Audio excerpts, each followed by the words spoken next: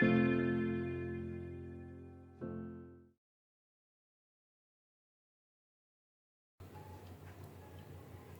días, buenas tardes, buenas noches, pueblo amado de Dios.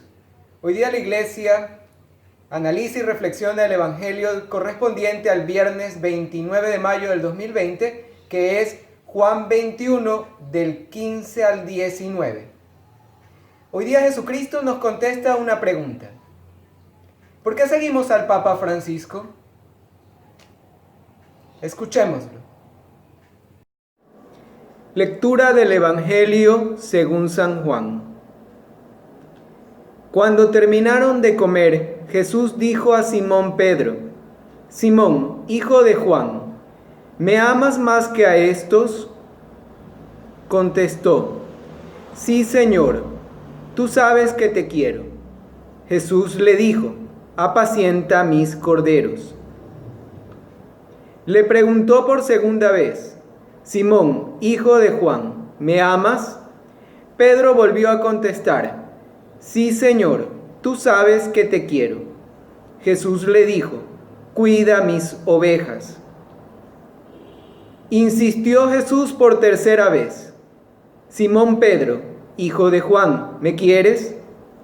Pedro se puso triste al ver que Jesús le preguntaba por tercera vez si lo quería, y le contestó: Señor, tú lo sabes todo, tú sabes que te quiero. Entonces Jesús le dijo: Apacienta mis ovejas. En verdad, cuando eras joven, tú mismo te ponías el cinturón e ibas donde querías. Pero cuando llegues a viejo, abrirás los brazos y otro te amarrará la cintura y te llevará a donde no quieras. Jesús lo dijo para que Pedro comprendiera en qué forma iba a morir y dar gloria a Dios. Y añadió: Sígueme. Palabra del Señor. Gloria a ti, Señor Jesús.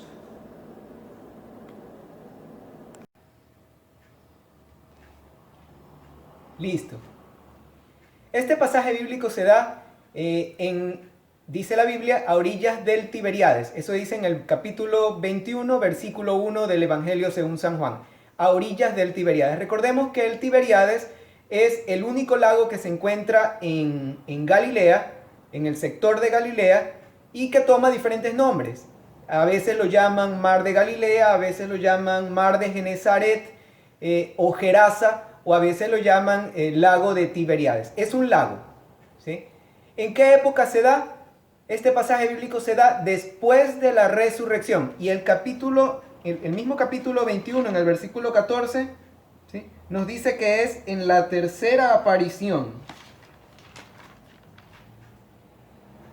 Esta fue la tercera vez que se manifestó a sus discípulos después de haber resucitado de entre los muertos.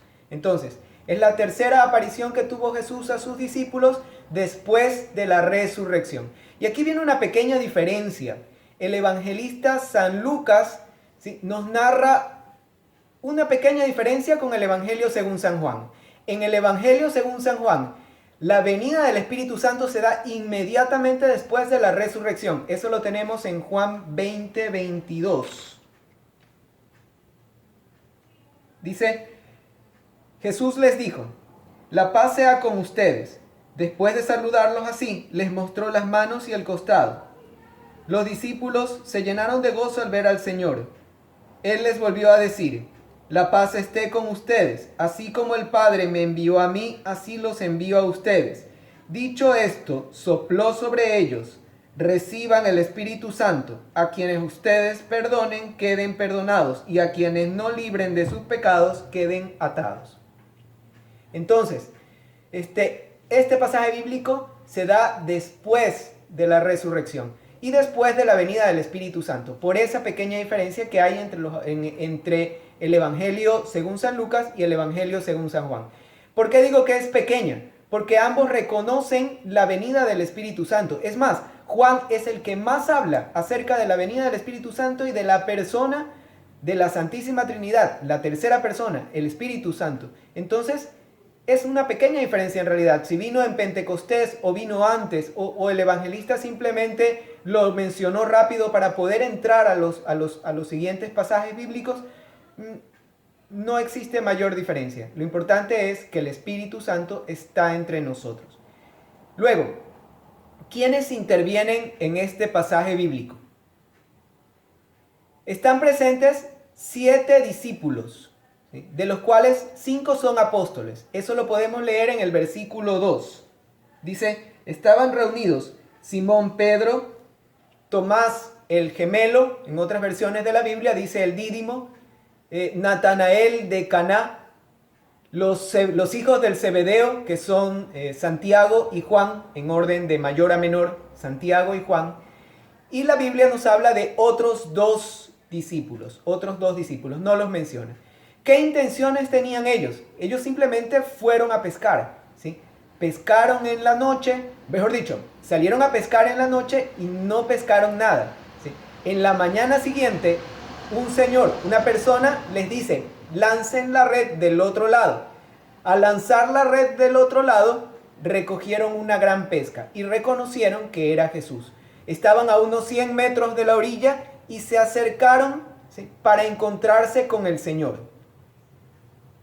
¿Qué intención tenía Jesús en este pasaje bíblico? ¿Sí? 3 intenciones muy importantes, sobre todo la primera. Jesucristo quería confirmar la autoridad de Pedro. Nuevamente, confirmar la autoridad de Pedro.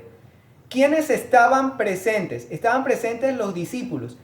Este pasaje, este diálogo que se da entre Pedro y Jesús, se da frente a los otros 6 discípulos, ¿sí?, entre apóstoles y discípulos. Y lo más importante, ¿sí?, está en esas 3 ocasiones en que Jesucristo le dice a Pedro, apacienta mis corderos.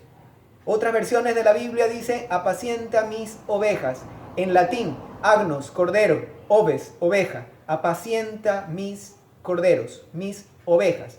¿A quién se refiere cuando Jesucristo dice ovejas? Se refiere a la iglesia, ¿no? Entonces, cuando Jesucristo le dice a Pedro, apacienta mis ovejas, cuida mis ovejas, pasta mis ovejas, le está diciendo, sé pastor. Sé pastor. ¿De quién? ¿De las ovejas de quién? De las mías, de las de Cristo. Por eso muchas personas, ¿sí?, quisieran desaparecer este pasaje bíblico, que no estuviera en la Biblia, porque demuestra la autoridad de Pedro. ¿Autoridad entregada por quién? Por Jesucristo. ¿Qué más dice este pasaje bíblico? Démonos cuenta de que esta confirmación de Jesús delante de los apóstoles, de la autoridad de Pedro, es Jesús quien está confirmando la autoridad que tiene Pedro, apacienta mis corderos, lo hace frente a los discípulos presentes. ¿Para qué? Para que ellos escuchen. Es más, en la primera pregunta que le hace Jesús a Pedro, le dice,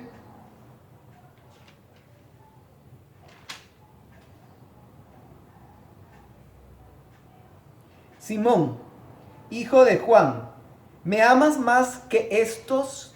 ¿Me amas más que estos? ¿Sí? Se refiere a los otros discípulos, a los apóstoles, a los discípulos que estaban ahí. ¿Me amas más que estos? Jesús entonces se estaba dirigiendo a Pedro, ¿sí?, pero se estaba dirigiendo para que los demás lo escuchen, ¿sí?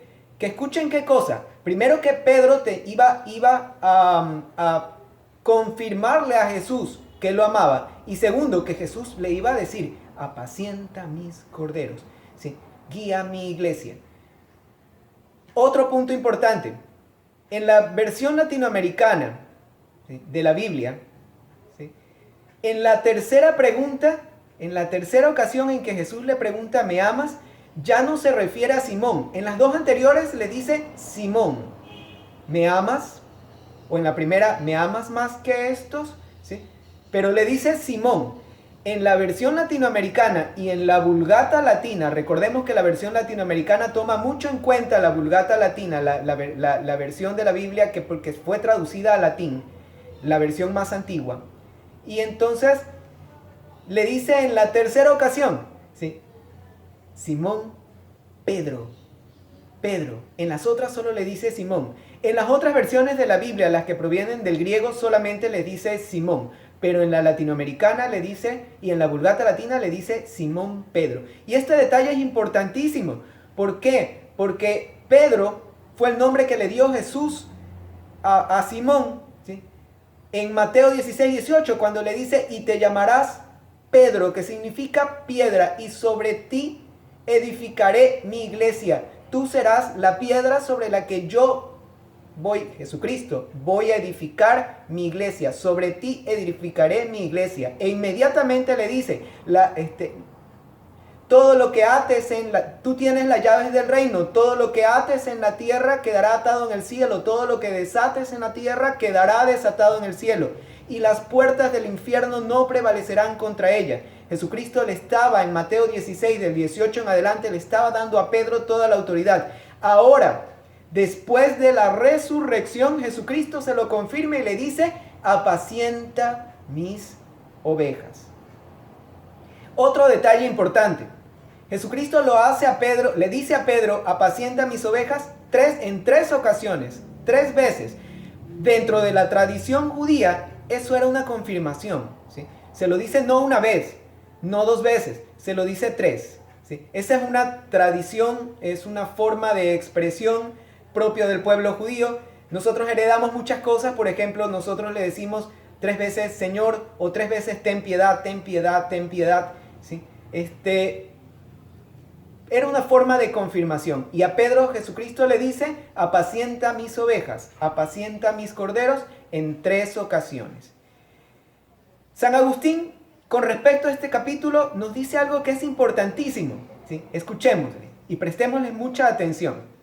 En la muerte del Señor temió y negó, pero resucitando el Señor le quita el miedo y le infunde amor. Porque cuando negó temió morir, mas resucitando el Señor, ¿qué había de temer? Si veía en él muerta la muerte. Y sigue. Dice a Pedro, apacienta mis corderos, como si no pudiera Pedro manifestar su amor a Cristo de otro modo que siendo pastor fiel sometido al pastor. San Agustín. ¿Qué dice San Agustín? ¿Sí? Que cuando Jesucristo le dice a Pedro, apacienta mis corderos, le estaba dando su misión. Esa era la forma en que Pedro iba a amar a Cristo, ¿sí? Siendo pastor. Y un pastor fiel. ¿Fiel a quién? Al pastor de pastores, al buen pastor, a Cristo. Crisóstomo nos dice algo parecido, ¿sí? Con otras palabras, pero la misma idea. Crisóstomo nos dice, hablando en nombre de Jesucristo, sacrificando por mis ovejas esa vida que dijiste que sacrificarías por mí. Crisóstomo, ¿no?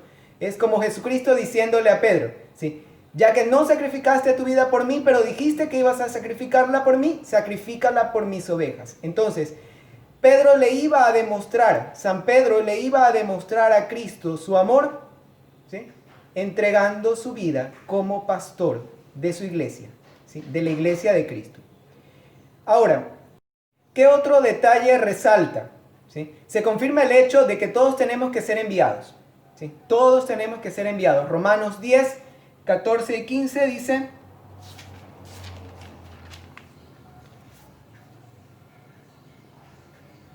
¿y cómo saldrán a predicar sin ser enviados? Como dice la Escritura, qué lindo es el caminar de los que traen el Evangelio, la buena noticia, ¿sí? Es decir, todos somos enviados. El mismo Jesucristo, ¿sí? Fue enviado por el Padre.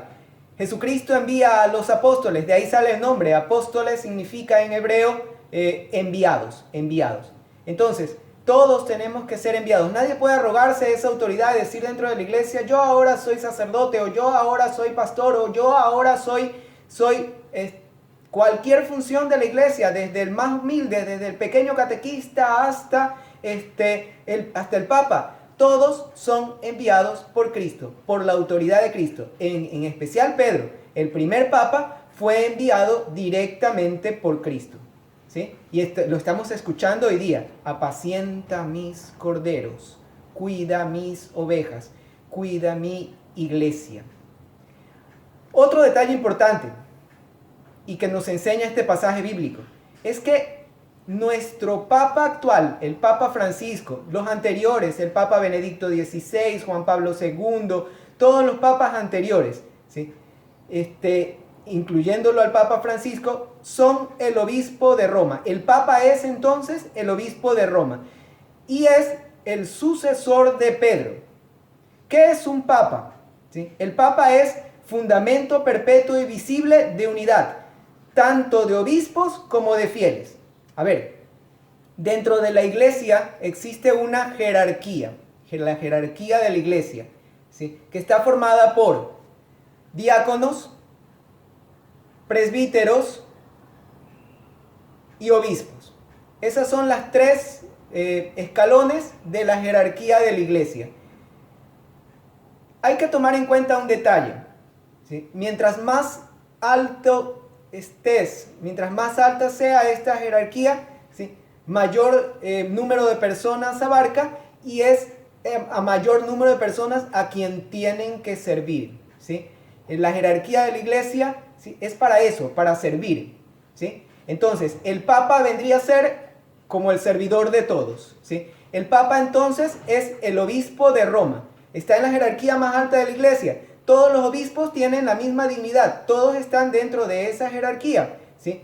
Pero el Papa es el obispo de Roma. ¿Por qué? Porque Pedro murió en Roma. Entonces, el obispo de Roma.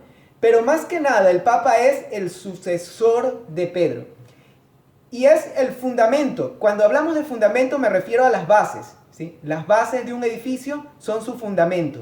Las bases de la iglesia es el Papa. Fundamento perpetuo y visible, ¿sí? Porque Jesucristo es la cabeza de la iglesia, ¿sí?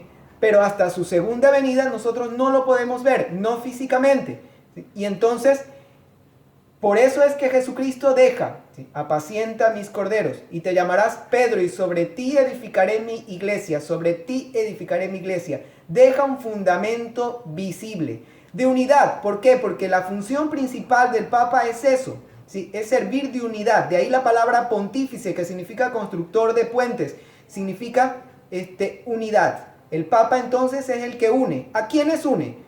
A los obispos y a los fieles. Y entonces, ¿qué es un obispo? ¿Sí? Recordemos que el Papa es el obispo de Roma.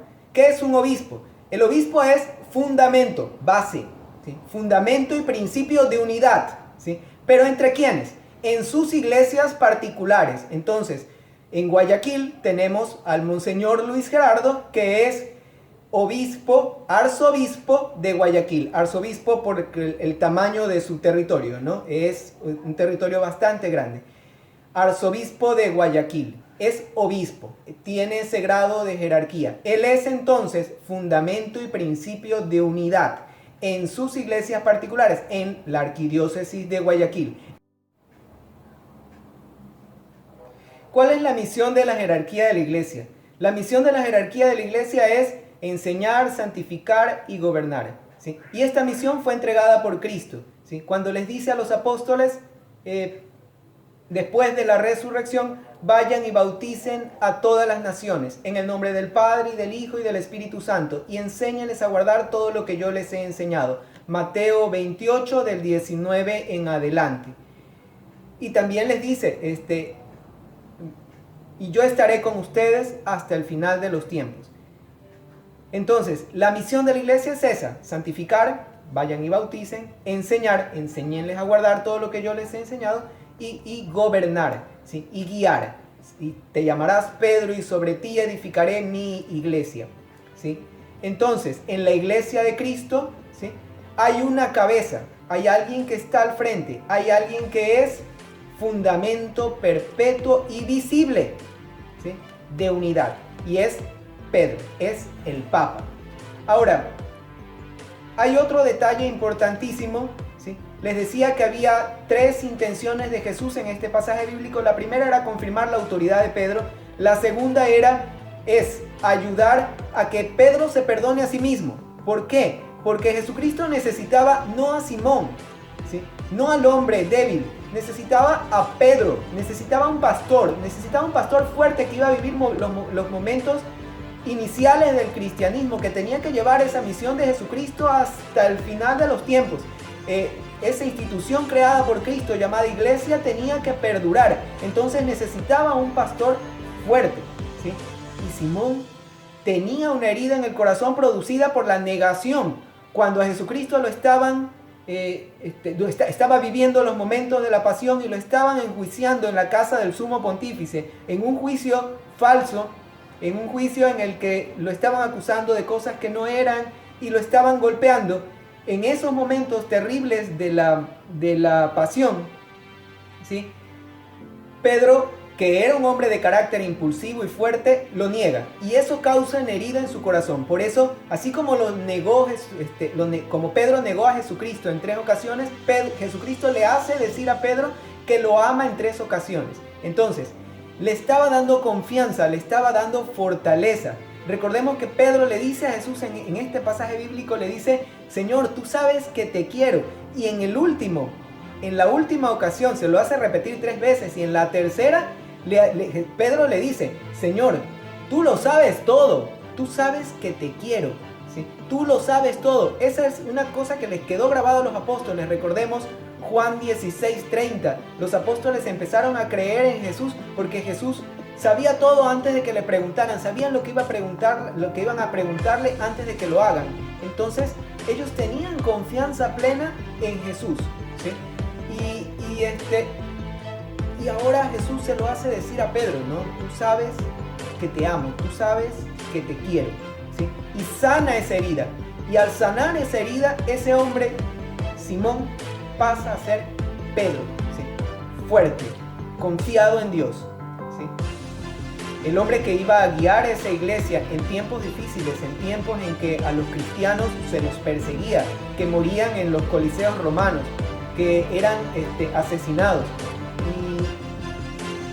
Y en ese tiempo Pedro tenía que sacar esa institución que fundó Jesucristo adelante, y lograron llegar hasta lo que ellos consideraban el fin del mundo, ¿sí? Roma, ¿no? Y por eso Pedro muere en Roma, y por eso al morir Pedro en Roma, ¿sí? el Papa pasa a ser el obispo de Roma, el sucesor de Pedro. Igual a los otros obispos, ¿sí? Es el superior entre los iguales, tienen igual dignidad. La única diferencia es que el obispo de Roma es el sucesor de Pedro, y entonces él une tanto a obispos como a los fieles, ¿sí? Los obispos en todo caso son el fundamento y principio de unidad, pero en sus iglesias particulares. Listo. Ya ahora Pedro, con ese corazón sanado, con confianza en Cristo y confianza en sí mismo, ¿sí? Ahora sí puede empezar esa misión como papa. Y esto nos demuestra un detalle que es importante. Nosotros no seguimos al papa por sus virtudes.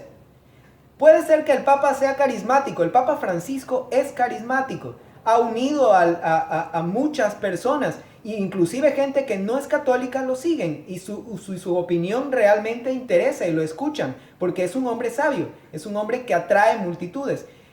Pero nosotros no seguimos al Papa por sus virtudes humanas, sino por su misión y su envío.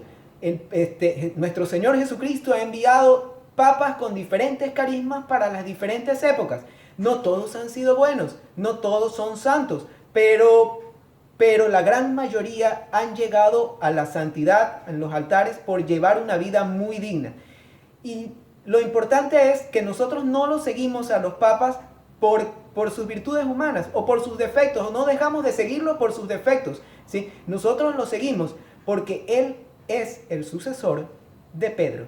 Ya será, si él hace algo mal, será entre él y Dios, y su juicio será muy fuerte, pero nosotros lo seguimos porque él tiene en sus manos encomendada esa misión que dejó Jesucristo a la iglesia, y más que nada tiene esa misión de ser fundamento y principio de unidad, ¿sí? Finalmente, les decía que Jesucristo tenía 3 intenciones, ¿sí? La primera era confirmar la autoridad de Pedro. La segunda, ayudar a que Pedro se perdone para que llegue a ser ese papa que se necesitaba en ese inicio de la iglesia católica, de la iglesia cristiana, ¿sí? Y la tercera, Jesucristo le profetiza, ¿sí? Le anuncia que Pedro moriría de mayor, iba a morir de mayor, de viejo. Y así fue. Pedro, la tradición de la iglesia nos enseña que Pedro muere entre el año 60 al 67 después de Cristo, muere en Roma. Por eso es que nosotros tenemos la tumba de Pedro, donde está depositado el cuerpo de Pedro, que está en la Basílica de San Pedro, y que este año, el año pasado, el Papa Francisco bajó a rezar el día que nosotros conmemoramos la fiesta de San Pedro. Esto lo dice Pedro. Nosotros podemos tener certeza de que Pedro murió mayor en la segunda carta de Pedro, capítulo 1, versículos 13 y 14. Allí él nos habla de su cuerpo, ¿no?